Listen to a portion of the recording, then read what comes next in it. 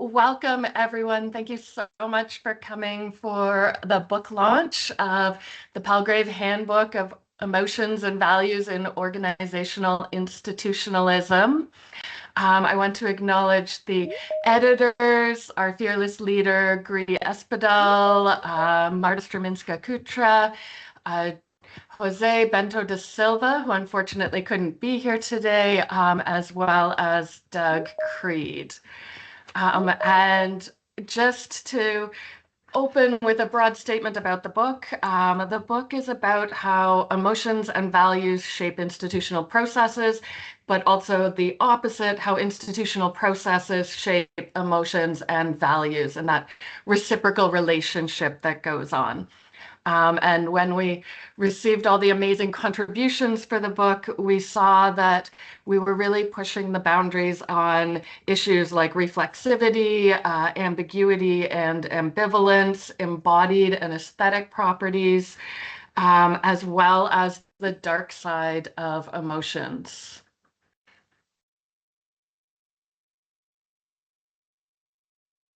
And in the handbook, we have 26 chapters, which actually means 48 authors from around the world, from Australia, Canada, Brazil, India, Netherlands, Norway, Poland, Portugal, South Africa, Spain, Ukraine, UK, and the US, which actually means we have people here who it is 5 a.m. in the morning all the way through to, I think, 10 p.m. In Australia. So thank you so much, everyone, for joining. The book is open access, so you can access the link in the slides here, but it's also easy to find on the Palgrave website, and you can share your chapters, you can share the entire book, and share this as widely as you can. So for the book launch today, we have a very packed schedule. Gree will give a bit of an introduction to how the book came about. Then we have a little glimpse into a variety of the chapters so that you can get a sense of the scope of the book. And then we will close up with a few words from Alex Selwyn from Palgrave, and then a closing from the editor, Marta Struminska-Kutra. And I think we roped Doug into saying a few words, even though he was resistant.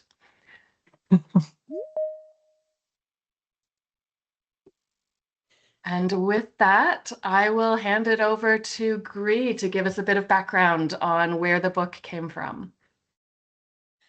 Well, thank you, Trish. It has been such a pleasure to work with you and all the editors and also the authors. I will start by sharing my personal story that sits behind the entire book project. Back in 2019, I finished my PhD in values and values work in a faith-based hospital in Oslo. At the time I started, I was thrilled to discover AMD article by Jiménez and colleagues from 2013.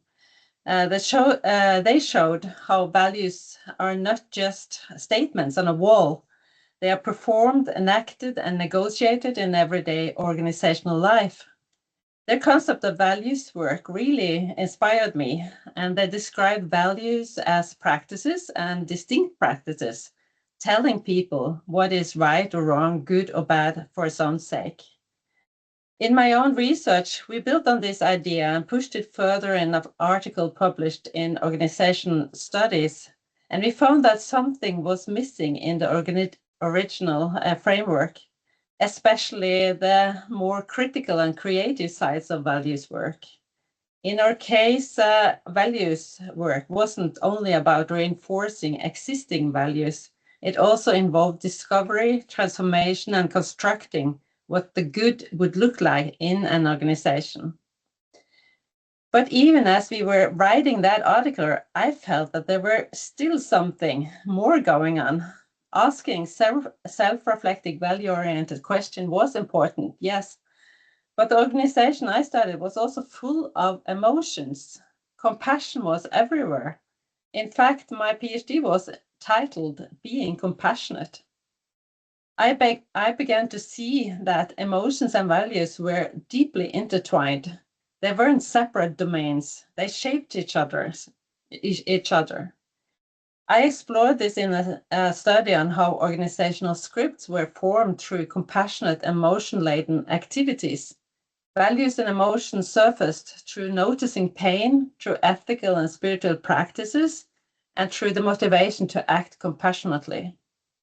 I later found support for this in the sociologist Selznick's work. He wrote that values are never purely cognitive or purely emotional. They're always a mixture of both. Another sociologist, Hochschild's work on emotion labor, also helped me understand this connection. She showed how emotion work is tied to organizational structure, rules, and values, how people manage feelings in many ways that align with what the organizational situation expects or demands. Sometimes this emotion work is shaped on deep level, on the emotional and cognitive frameworks that guides our beliefs and actions. Other times it is shaped on a surface level, displaying emotions because the situation requires it. A few years later, we saw a powerful example of the connection between emotions and values in Norway. The Sami reindeer herders protested when wind turbines were built on their grazing lands. They were filled with anger. Their values, their dignity, their identity were violated. When values are threatened, emotions rise. And we see this globally, whether it is Black Lives Matters, LGBTQ movements, or climate activism. People mobilize because something they love, something they value, is at risk. Values are embedded in structures that evoke emotional will, what Hochschild called feeling rules. Commitment, conviction, even faith in certain values become activated through emotion work. And when we look at some of today's world's commentators have noted that political rhetoric can generate strong emotional reactions, including anger, fear, and even threats of violence. Public discussions around figures such as Donald Trump often highlight how leadership styles can intensify emotional polarization, prompting questions about why certain forms of leadership evoke such powerful responses. In contrast, other leaders, such as Mark Carney, who recently spoke in Davos, have emphasized a value-based realism that acknowledges global diversity, historical experiences, and the need for dialogue rather than confrontation. This offers a compelling example of how connecting values and emotions in leadership can open spaces for more constructive engagement. So yes, there is a close connection between emotions and values. But as we point out in the introduction to the handbook, theory has often treated them separately. Research on emotions and values often overlooks their mutual constitution and co-construction of meaning and influence on action. And in doing so, we miss how emotions and values shape each other, how they co-construct meaning, and how they influence action. So this is why we created this handbook. It all began with the subtracts at EGOS in 2022 and 23, and again in 25.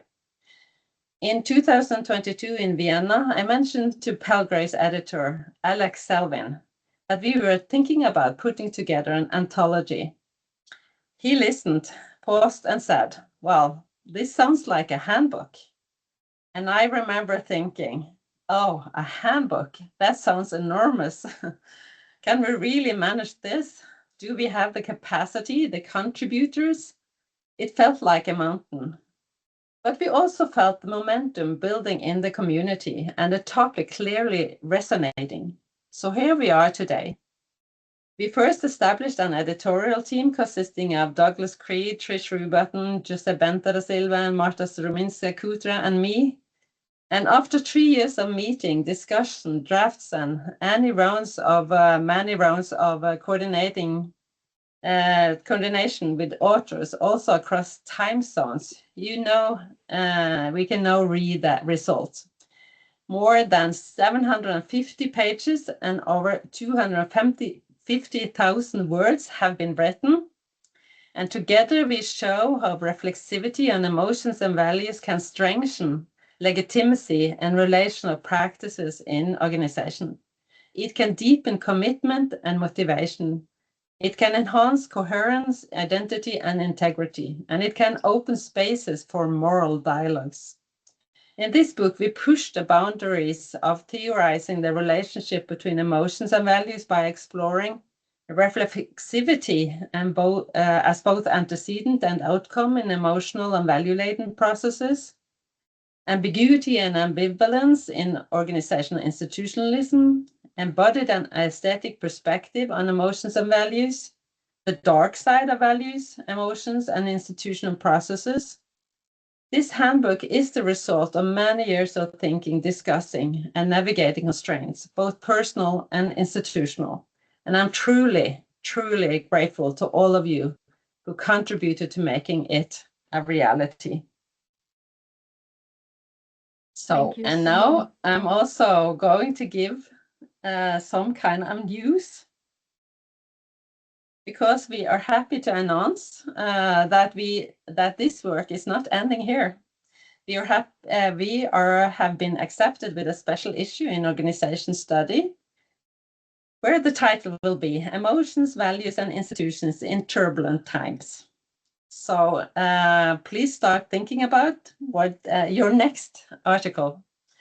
So, and the deadline will be 30th December in 2027. So you have good time. So this was me. Back to Trish. Thank you so much, Gry. That's fantastic. I will now be passing it over to our first chapter to present. We have Carolina Jiménez Peña and Madeline Toubiana, who will be presenting a theoretical chapter that really challenges how we even conceptualize emotions and values. Okay, over to you guys. Thank you, Trish. And hello, everyone. I'm Carolina. I'm very excited to be here today presenting our chapter.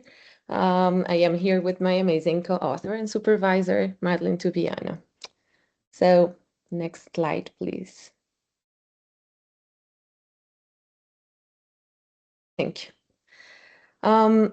So to start this journey, we conducted a literature review at the intersection of institutional logics, values, and emotions. And we identified a total of 47 relevant articles, searching top management journals and finding that this is a growing area of research, but still one that is quite fragmented. Most of the literature takes a discrete focus, and that means that papers tend to study either the relationship between institutional logics and values or between logics and emotions, but rarely both or the three of them together. And in fact, while some papers mention all three concepts, only a handful truly integrate them in a theoretical and meaningful way. So looking more closely, the work on values and institutional logics is much more developed. And these studies generally show that values are deeply embedded within institutional logics, that they shape them, and they are also shaped by them, this reciprocal relationship that Trish was talking about. And values are often treated as relatively stable and enduring. While in contrast, research on emotions and institutional logics is more limited, it's more recent, and this literature shows that emotions can trigger action and influence how logics are enacted. And at the same time, logics can also shape which emotions are expressed or even considered appropriate in a given context. Finally, an important takeaway across these literatures is that values and emotions are conceptualized quite different. And so overall, with both values and emotions play important roles in institutional dynamics, but they're usually studied separately and understood in fundamentally different ways. So values as being more rational, more durable and cognitive, and emotions as more temporary and sometimes irrational or illogical. Madeline, please. Yeah. So thanks everyone. This is exciting to be here. So after, we did that deep sort of dive in the literature, and it kind of confirmed what was a feeling that we had in our own reading, and the sense that was going on is that everybody knows that values and emotions are so important to institutional dynamics, and yet we are kind of having these conversations in parallel or like touching upon each other. And so what we did in this chapter was take a minute to play and explore with some provocations about how, if we think differently about values or emotions, it might help us to think about how do we connect them? How do we change our theorizing? Because I think everyone knows that, yes, they are connected, but we're not theorizing that way. We're not able to capture it empirically. We're not building a momentum that looks at this as a holistic system. And so this is really a sort of a playful provocation building off of two thought leaders to help us kind of think about things differently. And so it really is a theoretical exercise to imagine how we might begin to do a different sort of work around emotions, values, and institutions. And we draw inspiration from Martha Nussbaum, and she's done, of course, a lot of amazing work, but she has some really interesting ways in which she thinks about emotions. And what she proposes is that values and emotions are absolutely intertwined. In fact, what she proposes is that values are part of the very identity of emotions. She argues that emotions are only possible, only felt because of values. She argues that emotions are not innate evolutionary physiological reactions, but rather are tied and possible because of values. That's a big different way of thinking about emotions than the sort of evolutionary physiological way that we have thought about. She's saying that you can't feel emotion unless you have an object of value. Emotions are about something. And obviously we can't get into all the details of her thinking about this, but I think one of the points that we kind of try and make in the chapter is that if logics, as we well know, drive and embed value into people who activate or identify with these logics, then these values become ways of feeling within the world. Then by implication, if we follow her line of argument, is that logics become shapers of what objects of values are. And in doing so, the very availability and fabric of an emotional world that we have access to. So how might I leave you with that thought for a second, because I think it's really interesting to think about that deep connection, how logics actually might be what make available the grammar, the emotional grammar that we access through the value systems they propose. Now, alongside and very different, in a very different stream, Lisa Feldman Barrett has written a very provocative book that's sort of changed the landscape of emotions research across a number of disciplines. And within her perspective, she contrasts the classic evolutionary view that says there's maybe a single brain region or fingerprint for each emotion, and that we can maybe read that, there are facial expressions. And she kind of has a similar take to Nussbaum, coming from a very different place, though, coming from the research on the actual brain and neuroscience. And she says that actually study after study finds that you can't find an emotion fingerprint in the brain. You can't find it. There's no universal emotional expression. So what she kind of argues is that the brain integrates sensory input from the body with contextual information to create emotional experiences. So it's the brain's ability to construct emotions from the inputs around that allow for the emotional variability and cultural differences that we see. And so what, in her very detailed book that I'm doing no justice to in these very quick minutes, she's highlighting the influence of culture and individual experiences in actually shaping emotional responses, emotionally experiences, emphasizing that emotions are not innate and hardwired, but flexible and context dependent. Now, she doesn't mention institutions. She's never connected to institutional theory, but if we understand institutions, as everyone in this audience does, and if we think deeply about what logics are, what she's arguing is that sort of the available discourse and language that we have to name experiences created and constituted and provided by institution then shapes the way in which we know how to experience physiological reactions and call them emotions. And so that's because, of course, we're communicating things through language. So I think this is an important way of thinking about it. So if you move to the next slide, I don't know, I'm going to try and wrap up because I know we only have a few minutes. So if we move to the next slide for me. So what are we saying? If we weave together this view from Nussbaum and Lisa Feldman Barrett, and we connect that to what we know about institutions, what we can see is how emotions, values, and logics have an inseparability, a connection that's rarely theorized or empirically explored in the literature.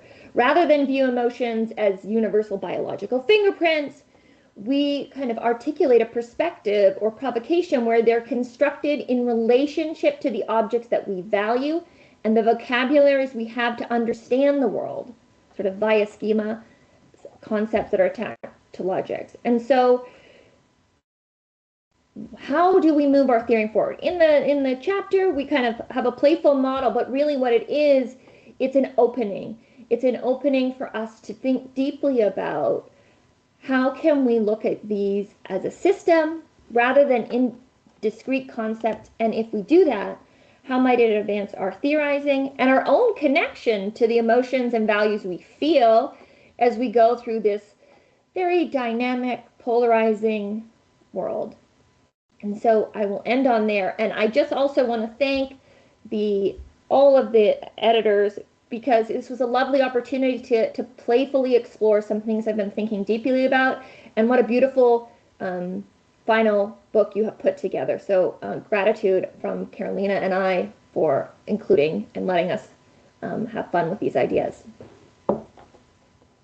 Thank you so much, Madeline and Carolina. That's fantastic. I love that chapter. When I read it, every time I read it, challenges me to think in a whole new way about what emotions are, and I absolutely love it. Thank you. Okay, we'll be moving now to a chapter by Ricardo Flores and Matt Kratz. And they also are bringing together emotions and values, but starting from the value-centric institutionalism, as you can see in their title, and bringing the emotions into that to see what that does when we bring those concepts together. So I will hand it over to Ricardo and Matt. Good morning, everyone. I'm Ricardo Flores. I hope that you can hear me well. Matt unfortunately couldn't make it today, but let me start by thanking Gri, Trish, Marta, Jose, and Doug for putting this volume together and for the invitation to contribute. In terms of the chapter, the title, there is doing a little bit of work already, as Trish was saying, because it's really putting a boundary on what we are trying to accomplish in the chapter itself, trying to integrate emotions into the way we've been doing research with institutional theory, basically because we know so little about emotions and the vast scholarship around emotions and institutions. So our goals are relatively humble. Next. What this means is that for us to trying to do this work, we first need to understand a little bit this broad world of emotions and values. And we start by focusing first on values next.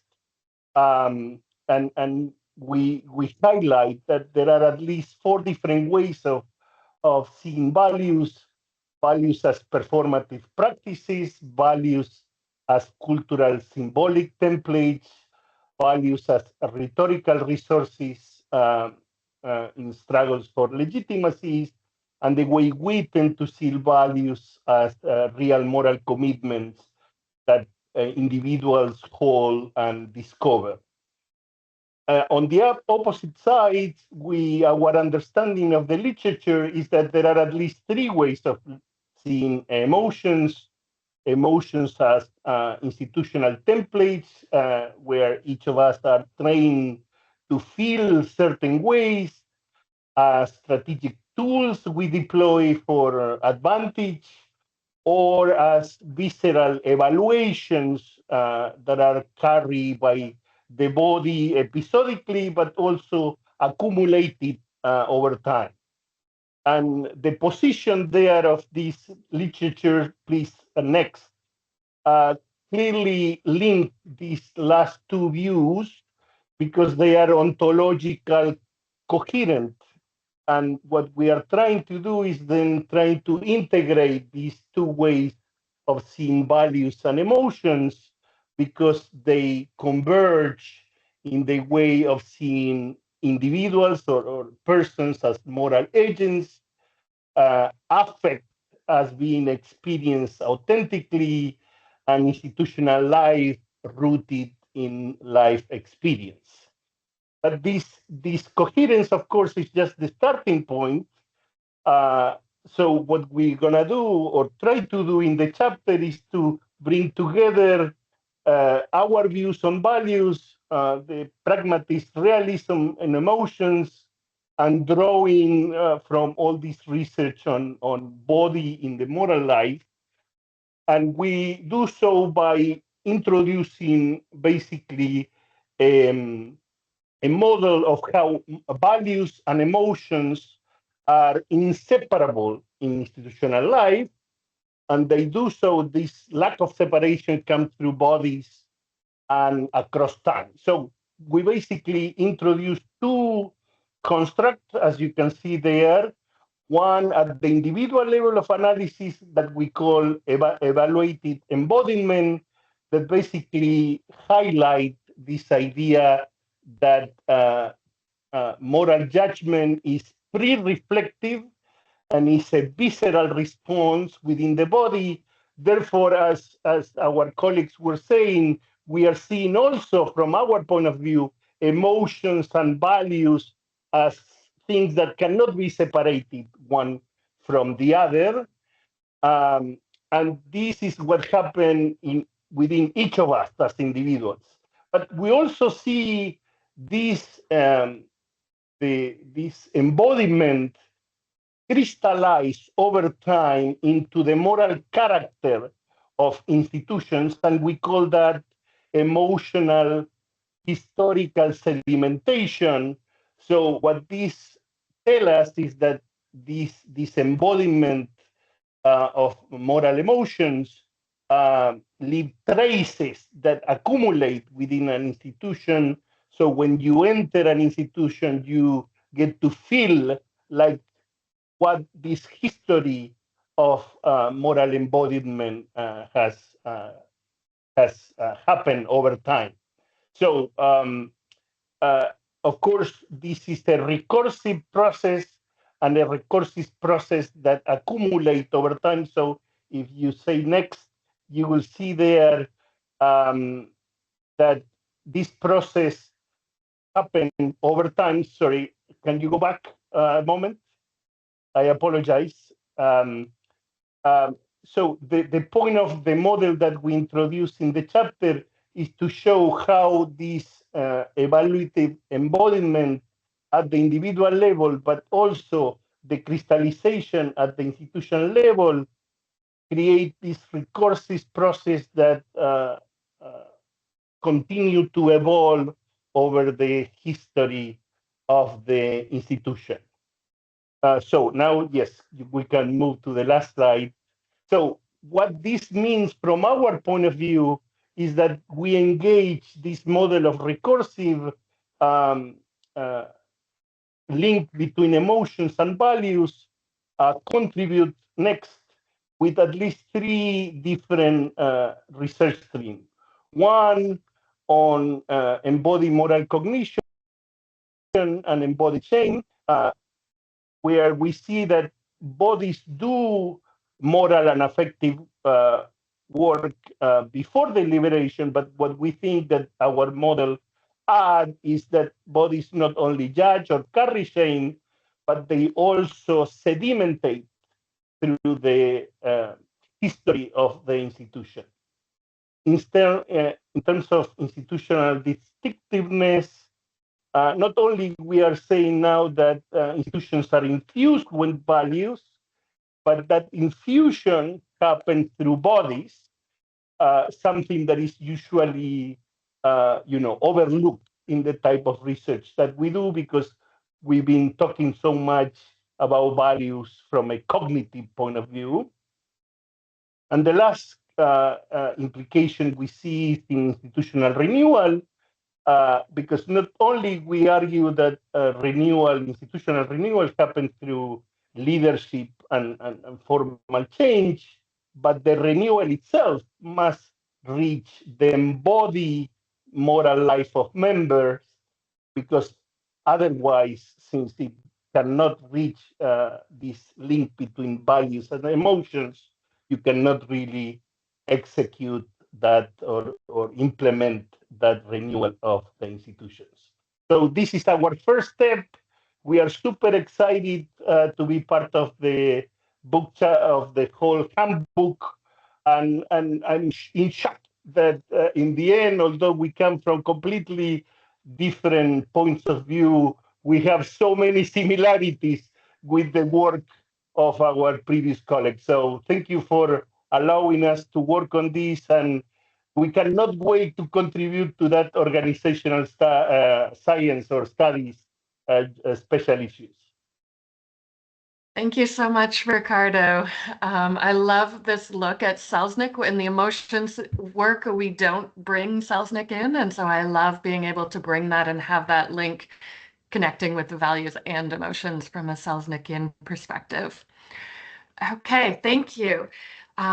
So the first two chapter presentations really provided a theoretical framework for bringing together values and emotions within institutional processes. Now we're shifting gears a little bit, and we're going to look at what that means in practice, in specific contexts, and what we can see that comes out when we do that. So I'm going to pass it over now to Silke Jalema and Miriam Werner to talk about their context with a purpose-driven organization. Thank you.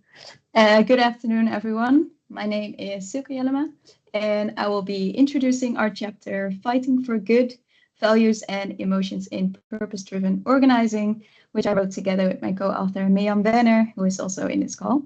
Small disclaimer before I begin, I'm calling in from Nigeria, and rain season started today heavily, which always impacts, for some reason, our internet signal.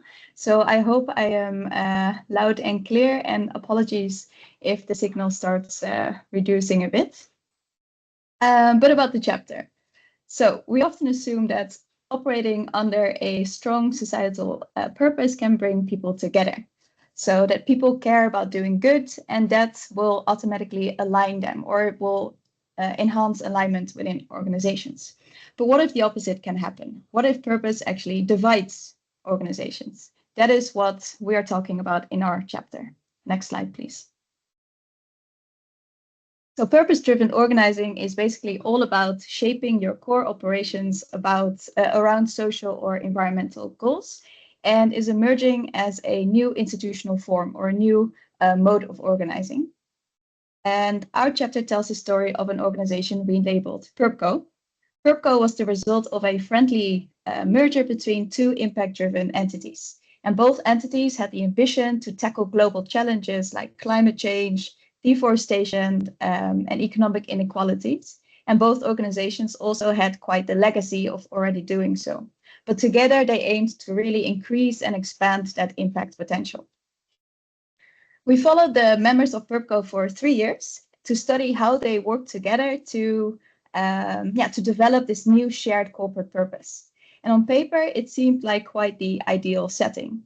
First of all, the members were very united in their commitment to the organization and to create impact through their work, and they were optimistic about the development of this new organization.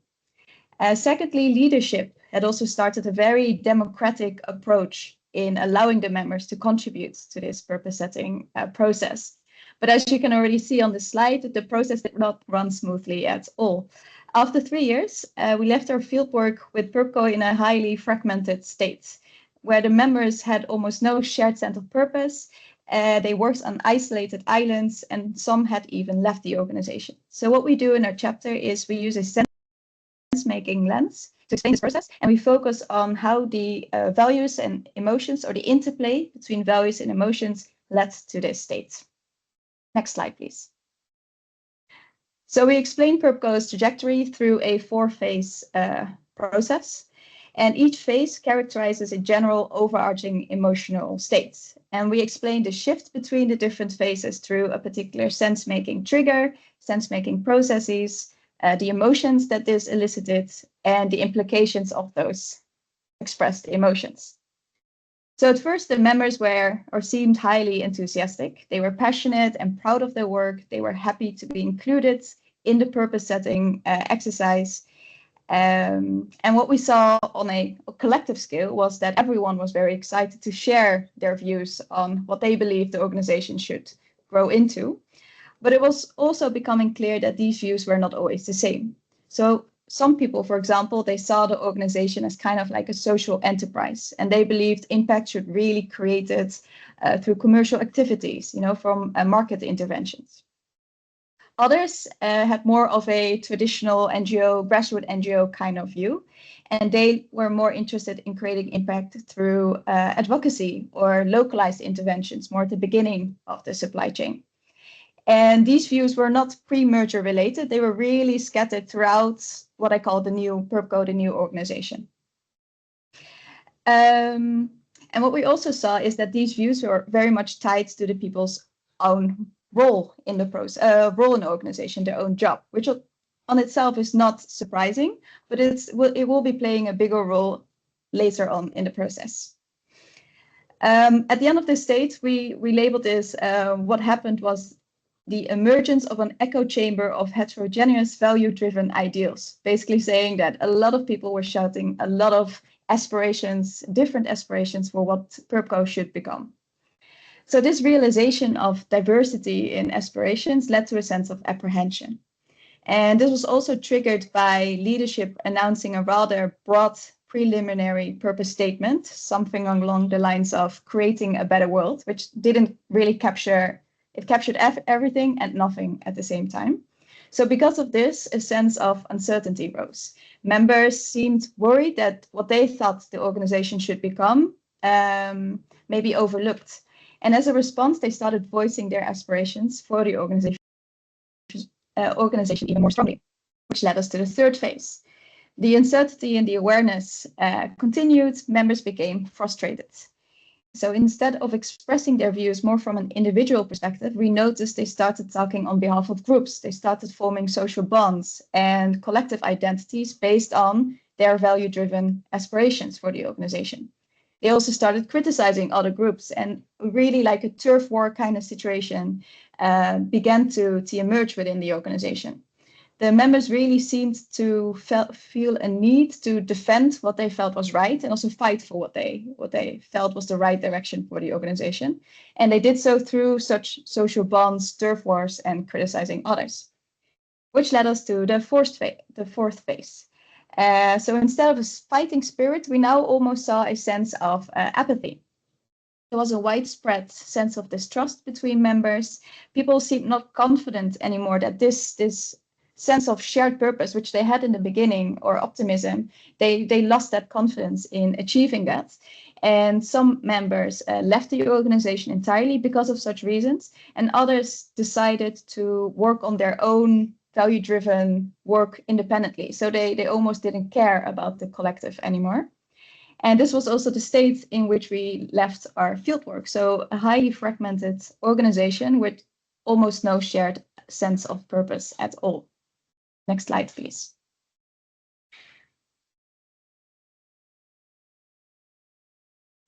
Thank you. So what does this case tell us, our chapter? What do we want to tell with our chapter? We really want to emphasize the value-driven and emotional dynamics lying underneath the surface of purpose-driven organizing. So really, we first want to emphasize the dual role of value-driven commitments. On the one hand, such commitment means that people care about their work. You know, they have a deep emotional attachment to their work, which can lead to engagement, as we already know. But we also showed at the same time, this in combination with what we call a perceived sense of value heterogeneity can lead to tensions and conflicts, as we saw in our case. People felt threatened and responded emotionally to these threats. And on a collective scale, these emotions, these responses escalated, with members continuing to anchor themselves more strongly to their personally felt ideals. Another thing we want to emphasize is the role of leadership in this case. The democratic style chosen by leadership was intended to, you know, bring a sense of ownership, everyone feel part of the process and part of the new organization. But instead, it kind of amplified the value heterogeneity and also led and contributed to these tensions and conflicts that we saw. So we feel this story could also be seen as really a warning signal for leaders, showing what can happen when such value differences are not properly recognized, managed, and addressed. And it also showcases the importance of fostering alignment between personal values and collective goals in that purpose-driven type of organizing. I feel like I'm racing through this, but we're going to the next slide, please. So basically, to conclude, our chapter shows that purpose-driven organizing should be understood as an emotionally charged and a value-driven process. So, and even when employees seem united by a pro-social mission, they all want to do good. The interplay between such personal values and the emotions that this could elicit can escalate and may result in conflict and fragmentation, as we show in our case. So that's our chapter in a nutshell. As the previous authors, I also want to express our gratitude to the editors for allowing us to contribute to the book and for making the process an enjoyable one. Thank you. Thank you so much, Silke. Thank you for that. I think that resonates with so much of what I've seen in organizations, even when they haven't come together in a merger, but the fragmentation, the different idea of what purpose is and how that plays out. Thank you. Okay, we will move to the next chapter. Okay, and the next chapter, another one that I think we will all be able to resonate with in some fashion, is a chapter by Vanessa Poutier and Sharon Ma, who are going to talk about melancholia in our own context. I will hand it over to them now.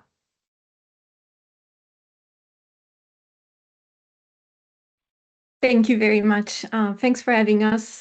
Thanks again for the chance to contribute. That invitation reached me at a time when I felt like the person in that beautiful painting by Pierre Lamalati.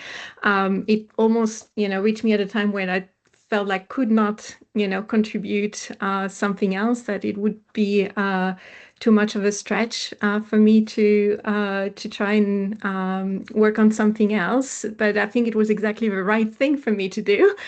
So thanks again for the invitation. So the chapter we worked on with Sharon, my partner in crime for this chapter, is a meta-ethnographic project where we spend some time reading and rereading autoethnographies and collective biographies by academic workers like you and me, who are struggling with what one could call neoliberal interpellation. So when we are pushed, called, pressured to embody neoliberal conception of desirable academic behaviors, objectives, ideals, all the things that the neoliberal performative university wants from us, and the excellence that they're trying to have us strive for, and that is measured according to a number of metrics.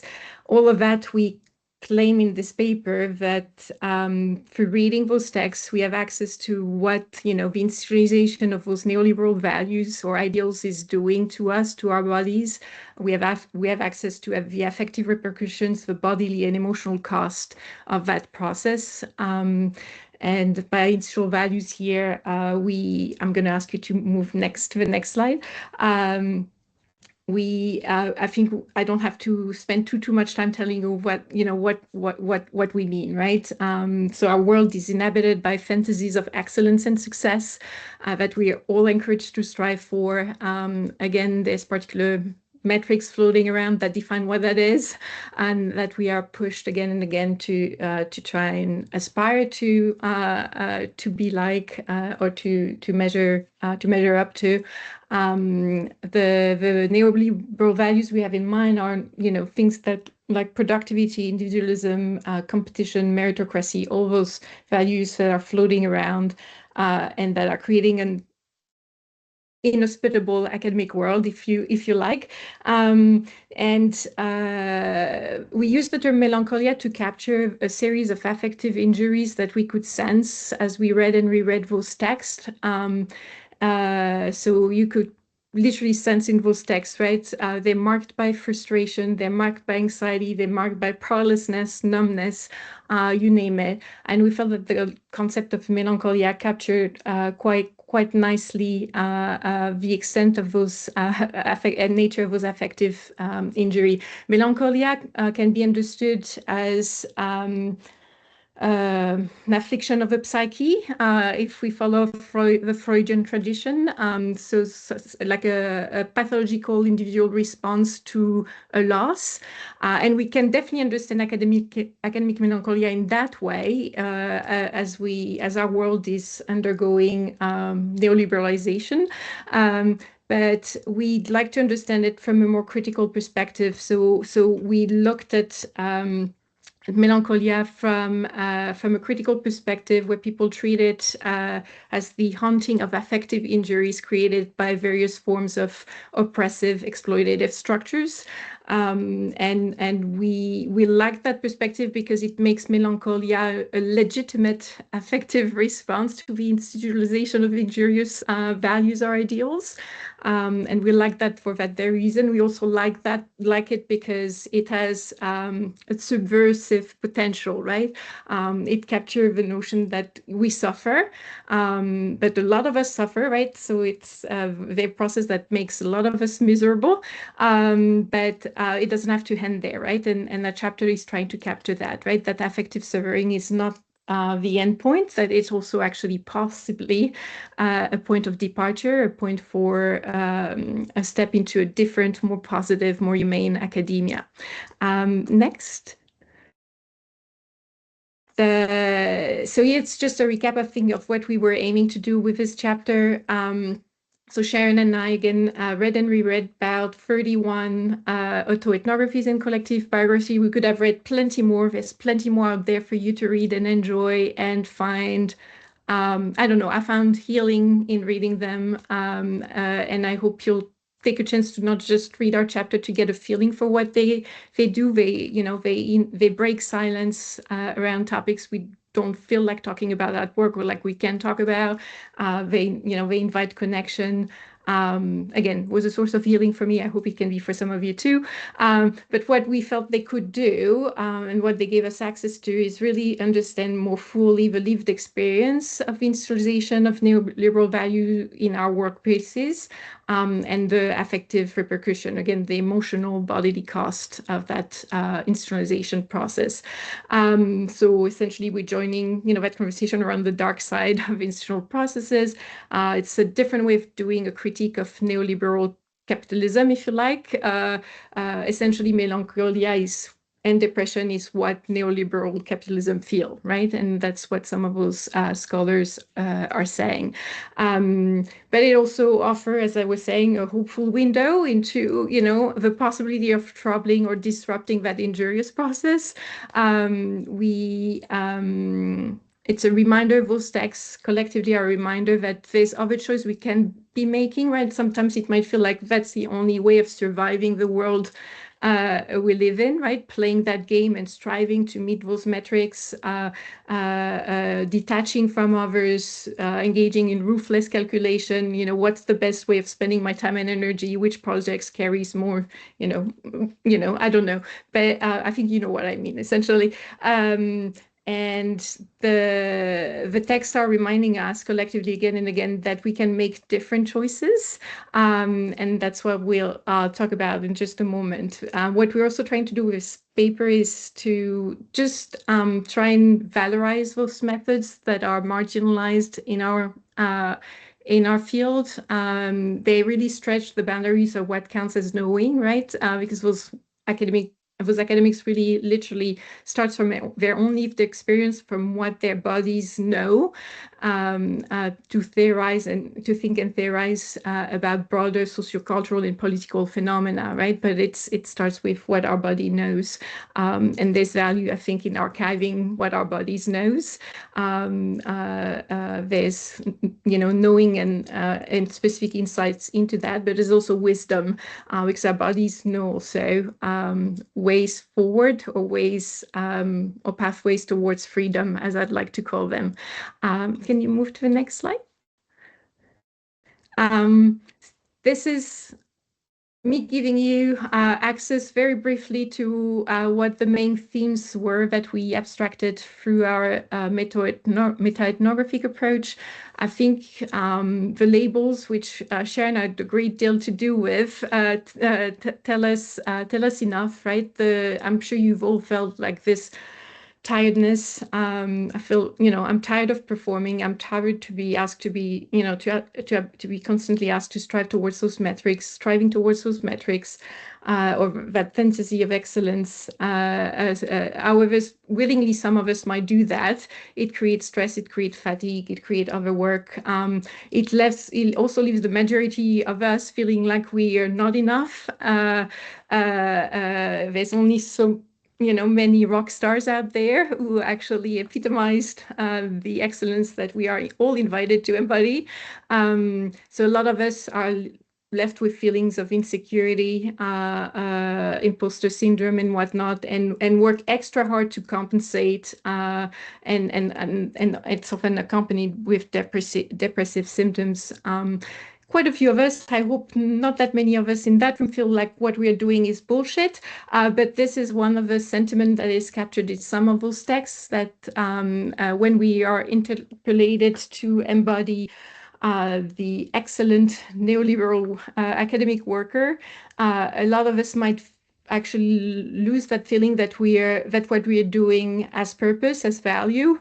We no longer know what we're doing, why we're doing what we're doing, and we might even feel like we're just playing the game, right? And like, what is that all for? What's my, what am I leaving behind? What am I trying to accomplish for my work? I'm also using, formulaic ways of doing research. I'm not experimental. I'm not taking risk. I'm not doing anything that to us, might feel purposeful or valuable. As I said before, right, melancholia is not the end point. It can be a starting point too, and we can feel hope in reading those texts too. They remind us that, we can take the time, create spaces, restorative spaces where we can be together, share how we feel, to engage in creative work together, to express and share our feelings and just be together, just like we are tonight. We can embrace slowness. We can reject the culture of busyness, constant productivity, and so on and so forth. And far too few examples in those texts of using humor and laughter, but those examples are brilliant. And it's also a reminder that we can laugh at the absurdity of it all, and that in itself is a political intervention, something that can help us not just feel better, but makes us feel like we're pushing against that system that asks us to be something we don't want to be. So it's just us, it's our general, I guess our conclusion is just a general invitation for us to remind us of what those texts are telling us. We sometimes may feel like we have no choice but to play the game to survive in today's academic world, but we always have a choice, and we make a choice every day, every moment. We can push back by just being together differently, and making fun of the world around us, if that makes sense. Thank you very much, and thanks again for the invitation. Again, it could not have reached me at the better time, so thank you. Thank you so much, Vanessa. Thank you for that. And I love that you give us hope at the end. You don't leave us in this melancholy space, but you give us hope. Agree, I can't see the presentations anymore. Thank you. Okay, we will jump now to the next one with Ketan Goswami and Katrin Smolka, who take a very embodied perspective on values and emotions. And I will hand it over to them. Thanks, Trish. Let me start my timer so that I can keep track of time. So this is a chapter that we've drawn out of lessons that we've learned from 3 case studies.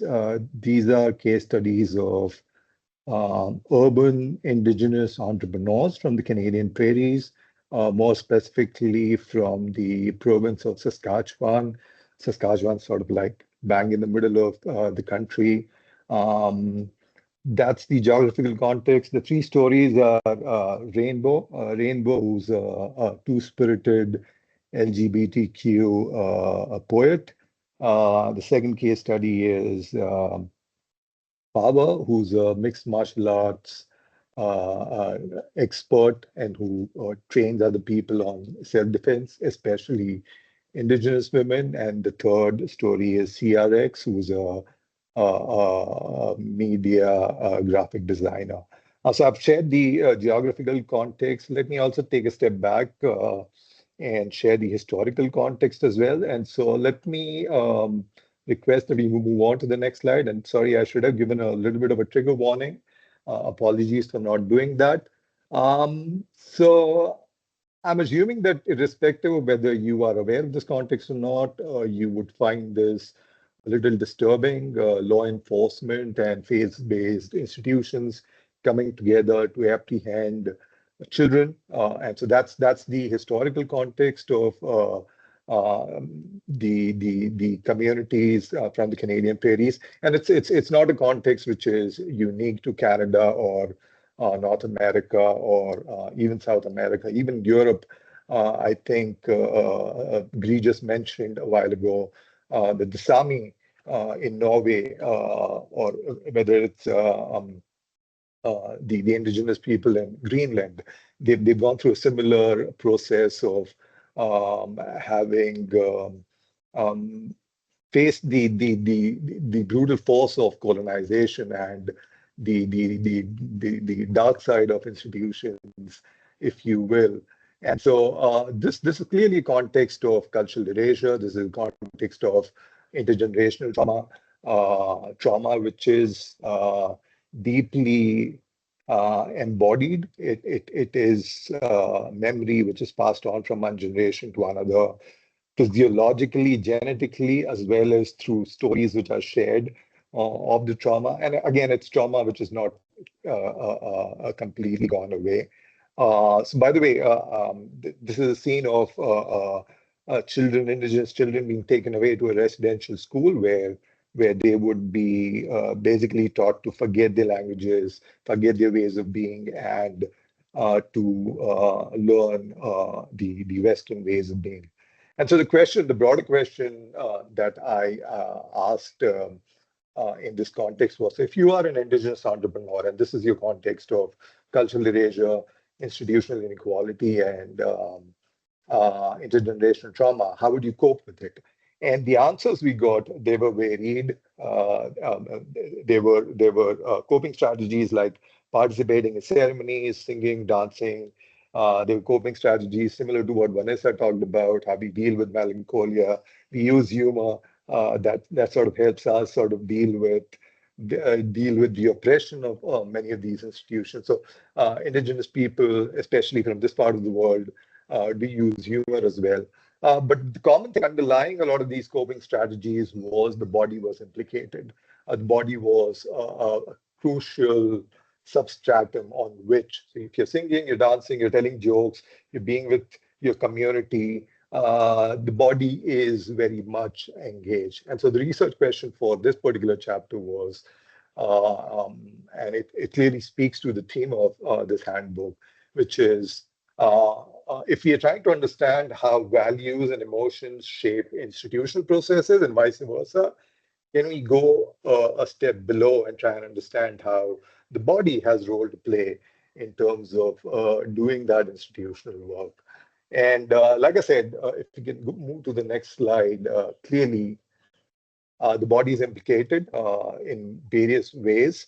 The body is implicated as it serves as a canvas. It helps you sort of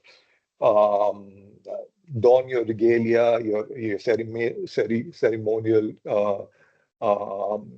clothes and other aesthetic accessories. And it definitely serves as a canvas for you to communicate your values and your emotions. As you're singing and dancing, definitely your emotions and your values sort of flow through you, and so the body serves as a conduit. And especially with the example of Rainbow, who's two-spirited, the question for her is, how do I answer the question of who is worthy of loving? So if values are what is worth having, doing, loving, thinking, feeling, then the answer to this, what is worth loving, the source is in her body, in her physiology. And so that's where the idea of body as a source came about. And so a quick summary in the next slide of what we found was the body serves as a source. It is the source of desire. It is the source of a lot of the basic emotions.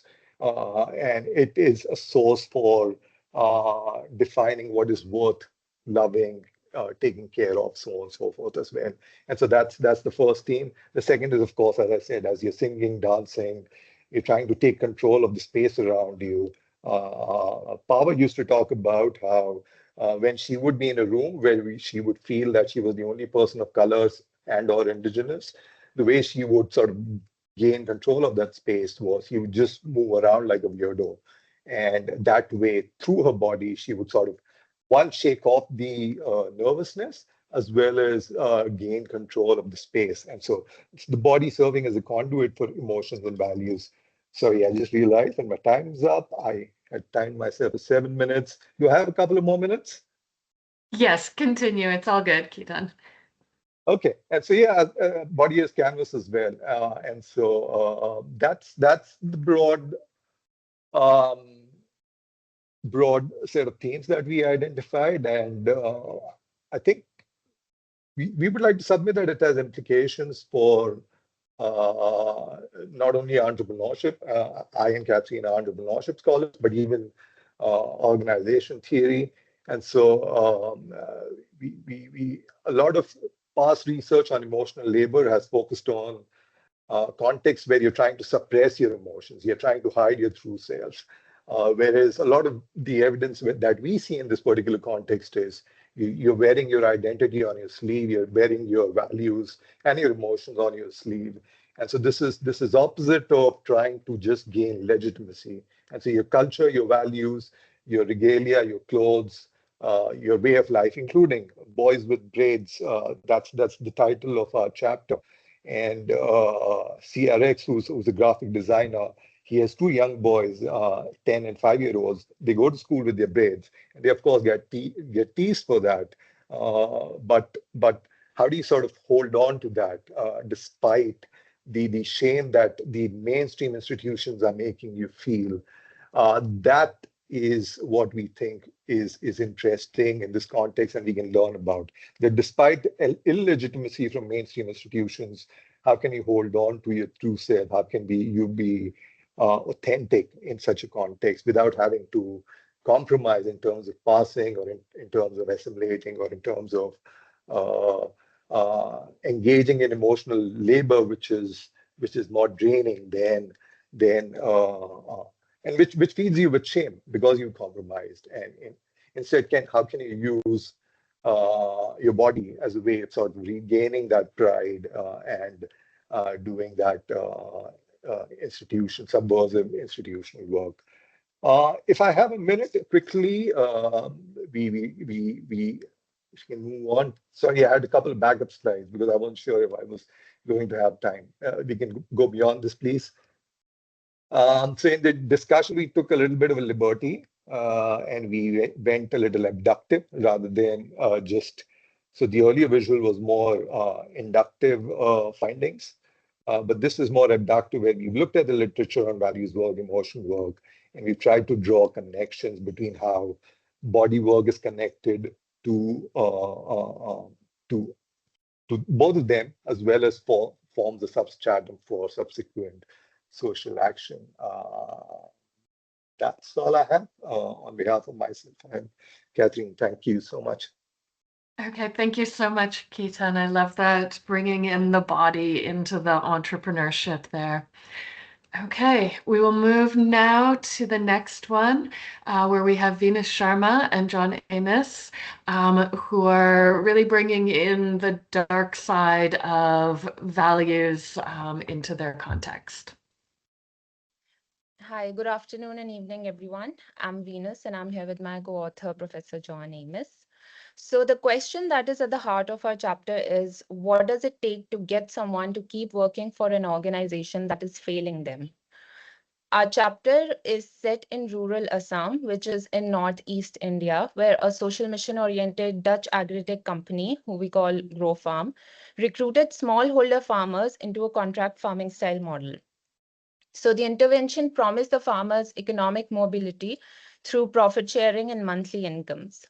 But across the two crop cycles, what we noticed was that the project underdelivered in several ways. The crops failed, and the monthly payments were eventually withheld.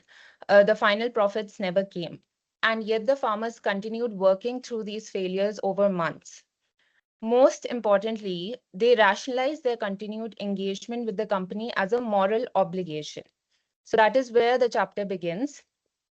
We theorize a concept we call moral indebtedness, which we define as an obligation evoked by the subordinated actors to reciprocate a perceived favor from those they see as above them in hierarchy.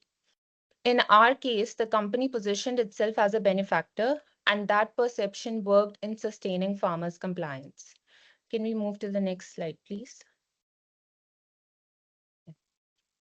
So we connect to the central themes of the book that are emotions and values in organizational and institutional life in three ways. First, we show that institutions that are marked by the features of hierarchy and dependency are fertile grounds for paternalistic values like moral indebtedness to emerge. So in our case, the farmers' structural position was of beneficiaries, and their experience with the company was that of workers who were controlled through surveillance and contracts within the development project. So this placed them hierarchically beneath the company. Moreover, the farmers were fully dependent on the company's monthly payments for their subsistence. So this arrangement gave moral indebtedness room to grow. As one farmer put it, we have eaten their salt, we have taken their money, we have to pay back. Second, we also trace the value of moral indebtedness historically. We found that it was present in India's Jajmani system, which is a pre-capitalist patron-client system. There, the hierarchy and dependence was structured by a rigid caste system. Now, Jajmani is largely defunct, but we found that the value resurfaced in our case, although among different caste groups and in context of the new market economy. So that tells us that values are not simply culturally transmitted, they can be activated by the material arrangements of institutions, which in our case was of hierarchy and dependence. Finally, we also show the role of emotions. The emotions in our case exposed the breakdown of the value. As the project failed, farmers began to feel and name their anger and discontent. And that anger became a mechanism of resistance. what we saw was that towards the end, when the payments were not made by the company over some time, the farmers decided to withdraw their labor.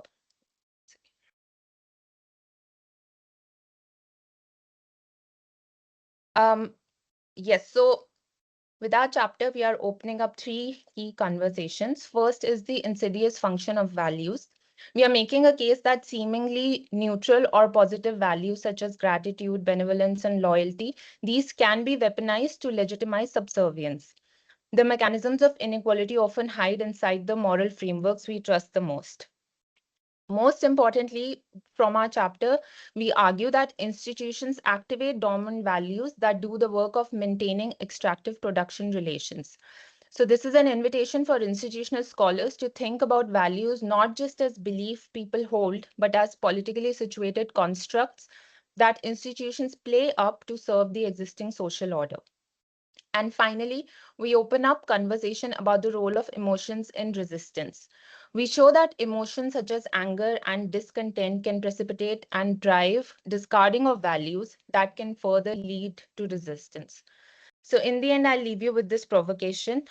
Benevolence can be extractive, gratitude can be a constraint, and values are political, and that is precisely where we need to look. Thank you, and I thank the editors for this opportunity to contribute to the handbook. Thank you so much, Venus. I love the historical perspective and how that really is what raised all of the theoretical framework that you bring to it. Thank you. Okay, and so next we have our final chapter by Faraz Ahmed and Nelson Phillips. They unfortunately couldn't be here today, but they have provided a video for us to explain their context of AI emotional support systems. Hello, everyone. My name is Nelson Phillips, and I'm a professor at University of California, Santa Barbara. And I'm here with my co-author. My name is Faraz Ahmad. I'm a PhD candidate here at UC Santa Barbara Technology Management. We're really pleased to be here and have a chance to introduce our chapter. Unfortunately, we couldn't attend the book launch live, and so due to the time change, but we at least were able to put together a short video and introduce our chapter, which we're really excited about. Our chapter is entitled Artificial Empathy, Evaluating AI Emotional Support Systems in Organizations. When we were asked to write something for the handbook, and we're thinking about emotions in organizations, the thing that we had been talking about that seemed to fit really well was this question of AI emotional support systems. What happens when you implement systems in organizations based on generative AI that are intended to provide support, psychological support, help with people who need support, or with areas where there's conflict? How does this work? What are the implications of this? And what are the kinds of opportunities and challenges that this new technology and this way of implementing AI systems in organizations brings with it? So we started thinking about that, talking about that, and came up with a way we thought was interesting to engage with this and to highlight some of the things that people who are interested in emotions in organizations more broadly should be considering and thinking about. I'll hand it now over to Faraz, who will talk a little bit about the main argument. Great. Yeah. So I want to say a quick word about why we chose Rogers' person-centered approach, because I think that choice matters. Rogers is honestly the most human of the major therapy frameworks, and it's not really about the technique here. It's about whether the therapist can be genuinely present with someone. So really embodying empathy, authenticity, unconditional positive regard, and that's really what it's all about, which made it kind of like the hardest test we could have picked for AI. And what we found is AI actually does some of this surprisingly well, other parts not at all. And that gap is where this chapter lives. And the piece we keep coming back to is Rogers' sixth condition. He says that what actually matters in therapy isn't whether the therapist is empathic in any objective sense. It's whether the client experiences them as empathic. And that effect lives in the perception. And we think that just that kind of flips the whole AI conversation. So much of the public debate gets stuck on, well, AI doesn't really feel anything, so it can't really be empathic. But Rogers would say that's not the question necessarily. The question is whether the person on the other end feels heard. And it turns out a lot of people actually are being heard by AI. And again, we're not trying to make some claim that AI is secretly conscious. We're just saying that the standards we've always used for whether therapy works was about the client's experience, and AI is forcing us to actually take that standard seriously. And that's really why I think this chapter belongs in this handbook, not so much in a clinical handbook, but I think institutional handbook like this, because once you grant that AI can create experiences that people find genuinely supportive, the interesting questions stop being clinical and become institutional. What counts as legitimate care at work? What kinds of emotional labor stay human and which get routinized? What do organizations owe people when the thing supporting them is also generating a record of their vulnerabilities? Our argument is that these tools aren't just new software, they're forcing organizations to make explicit a whole set of values that used to just sit there unspoken. And honestly, that renegotiation is just the beginning. That's the part we're most interested in. And I think, it's where the conversation in this handbook goes next. So we're excited for you to read the chapter, hoping to hear back what your thoughts are. We're also very grateful to the editors for putting this together. It's been a great collaboration, and we're thankful for being part of it. Also thankful for joining you guys in this book launch. Wishing you all the best. We wish we could have been there in person, but we hope to see you soon. Take care. Bye. Okay, fantastic. That ends the chapter presentation portion of our book launch, and we'll leave it on that somewhat controversial note about AI and artificial empathy. I will move now to actually ask Alex Selwyn from Palgrave to say a few words. Hi everyone. I'll just introduce myself. I'm Alex Selwyn, and I was the commissioning editor at Palgrave, who worked with Gree, Trish, Marta, Jose, and Douglas on the book. And thanks so much also for inviting me today. For someone who's spoken at a number of book launches, I'm always very conscious of my deficiencies as a non-academic, speaking at the end normally of such an interesting program. So I'll keep things very brief. But as Gree said, we first met at the 2022 EGOS conference in Vienna. Gree had already published at Palgrave, which feels a very long time ago. And it was there in Vienna that we had that first conversation about how to develop this research, this academic community emerging around emotions and values in institutional contexts and in work, the themes of the EGOS conference streams from that year and the following year that she had co-hosted with, I think, Jose and Douglas. And then over the months ahead, we traded emails and we gradually saw the final editor team emerge and the scope develop for the project. As I recall, the conversations we had weren't about emotions and values, which I think were always sort of set in stone, but on organizations and institutions and where the context should be, the scope should be set for that. So I think it was a big relief when we settled on organizational institutionalism, which happened around the time the final proposal was delivered. So that's still, quite a long time ago now. But the quality was always there, and the topic felt very fresh for a handbook, with an element of common good and topicality. And the peer review, which we did, which was, it was particularly challenging because practically all of the top scholars had already committed to writing chapters. But it was very encouraging. And then, of course, the generous open access funding provided by VID and McMaster made this a real no-brainer from our perspective as a publisher.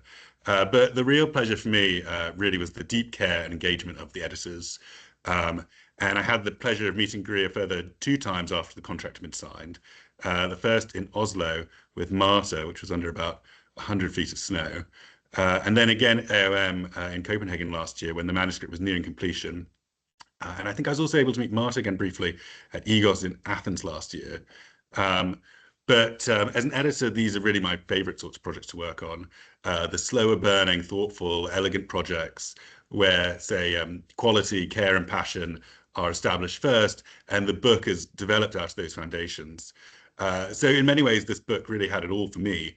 an emerging research community, well, emerging at the time we had that first conversation, which was 4 years ago now, interdisciplinary themes, a team of top editors with diverse international networks and OA funding, not to mention a series of in-person author-publisher meetings across Europe's great cities, which was a real bonus. And I've been reading the ebook since it published a few days ago, and I think every time I open it that it's absolutely marvelous. And I'm very much looking forward to seeing the book in print, which should hopefully be very soon. And I have really no doubt that it will be a totemic work for many years to come in the field. So let me thank, and I suppose imagine I'm holding a glass. So first of all, the contributing authors and the open access funders for their magnificent contribution. But particularly let me thank Gree, Trish, Marta, Jose, and Douglas, and congratulate them for this fantastic and hugely exciting new book. Yeah, thanks very much.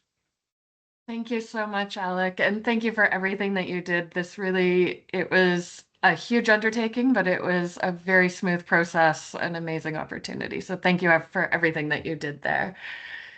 Okay, I will move now to Marta Struminska-Kutra to do a closing for us. Yes, thank you. I will be brief, though I need to say that it feels like birthday celebration almost. So I really, really appreciate a lot of warm words that we have heard from you. It was a journey, and we were really enjoying that on the way, although it was, of course, also a bit of a struggle and difficulties. Nevertheless, I wanted to end with some reflection about how we were thinking that this book and exploration of the interconnection between values, emotions, and institutions matters beyond academia. Of course, we are rooted in academia, and we were seeing a need to explore theoretical interconnections that are underdeveloped. But on the other hand, we also feel that we are living in interesting times, in times of institutional turbulence, when we are trying to deconstruct and reconstruct and design some new institutions that would address huge challenges that are out there in front of us. And it means that we need to unlearn in a very conscious way of many things. So if we think about institutions like in a more anthropological way, like Mary Douglas used to think about them in her famous book that is titled How Institutions Think, when she's telling us that institutions are not only shaping the ways of what we consider is lawful, but they also shape our thinking and our evaluating and our feelings, then it also means that we need an opportunity to be more reflective and to be able to, we need analytical tools to actually see the values and emotions behind or within institutions, to be able to then in a conscious way rework how our current regimes and systems are functioning. And for us, that was a very, very important element of the book. So it was a huge pleasure to see this diversity of subjects that were discussed in the handbook, that were literally trying to touch our daily lives, that we consider that we are often there in our routines without thinking properly about what are we doing, what are we thinking, what are we evaluating, and actually trying to unpack all of this is I think it's just priceless, and is something that we really need to do. So I would also like to ask Doug, who was one of the co-editors, but kind of, I would dare to say, godfather of this project, to deliver the last words. of this meeting, and also would like to ask you, Dag, you have been shaping the field of organizational institutionalism for years already. So what is this issue of values, emotions, and the interconnections with institutions? How do you, where would you place that in the landscape of organizational institutionalism? I know it's a big question for the it's a huge closing question. Unfair. But... they sprung this on me this morning, and so I have no planned remarks, and I'm not even sure I will attempt to answer the question as it's posed. But thank you for including me. I was so inspired. I'm right now trying to work on a paper on hope for an upcoming conference and a special call for organization studies. And I'm struck by how much the contributors to this volume could address that question in a variety of ways. So I want to pitch it to a certain degree. I mean, the call for papers, I think, is September. The conference is this May in Thessaloniki. But for one of the inspirations that I had while listening to this was the idea that we approach hope as a kind of complex accomplishment that unfolds in systems of relationship. And that for me, that one of the systems of relationship is this circle of scholars here, for example. As I've just turned 70, and as I go into this next decade, I kind of think, holy cow, how do I sustain hope under the conditions that Marta has pointed to? And I think it's partially, for me, it will be this effort, this paper that I'm working on is kind of me search rather than research. And I find that certainly in, that inspiration in many of the papers, particularly Vanessa's paper, which is so terrific. So I guess I would close by saying it would be really interesting to wrestle with how is hope a particular mechanism, not just an emotion, not just a value, but a mechanism of institutional work and identity work and self-work. And how do we consciously engage in that work collectively in systems of relationships? That would be quite a research direction that pulls together the many things. I know certainly Gree's work on compassion and practices in hospitals has people very much engaging in identity work, self-work, and I think hope is maybe one of the things we could all start wrestling with as a mechanism of that. Otherwise, thank you so much for including me and letting me play that senior role. And congratulations to everyone. Gree, thank you. You have been the rock throughout all of this. I know all of the editors will agree that it simply was not possible, would not have been possible, but for Gree's incredible determination and discipline and good humor and everything else. So I hope everyone will join me in voicing such gratitude to Gree. Thank you. Thank you. And I definitely agree that Gree was the rock that held this together. That concludes our book launch. So thank you to everyone for coming and for contributing to this book. It really is an amazing, inspirational book with all of your chapters in it. And I thank you so much. And go out and share your chapters, share the book. You will see us on LinkedIn, and we hope that people enjoy the book. Thank you. Thank you for coming.